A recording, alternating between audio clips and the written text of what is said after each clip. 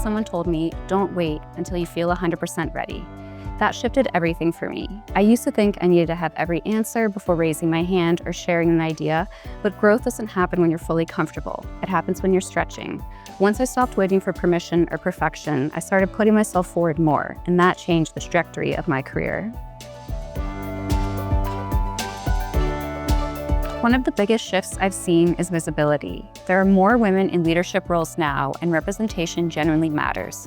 When you can see someone who looks like you in a position of influence, it changes what feels possible. That said, we still need to normalize women being technical experts, decision makers, and risk takers.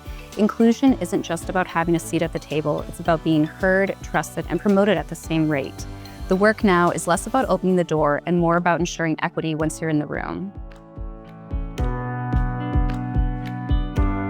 I find that when you intentionally create space for others, whether that's spotlighting someone's idea in a meeting or encouraging someone to take on a stretch opportunity, the entire team benefits.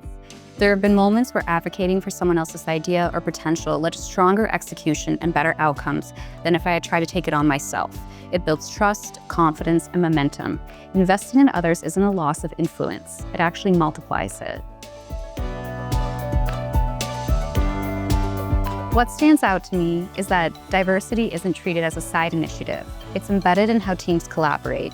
Different backgrounds, perspectives, and experiences generally shape conversations and decisions. On a day-to-day level, I try to lead by example, by being intentional about who gets a voice in the room and whose contributions are recognized.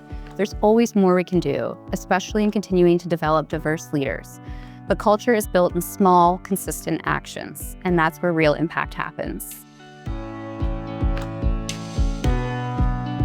A professional risk that has helped me grow is intentionally breaking out of the mold, pitching new formats, new themes, or new ways people to engage, even when the tried and tested option would have been easier. That requires advocating for the ideas, explaining the vision, and sometimes accepting that not everyone immediately sees it.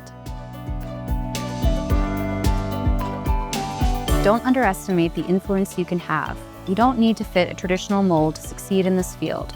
Bring your perspective, ask questions, take up space, and stay curious. This industry is evolving quickly, and there's real opportunity to shape what it becomes.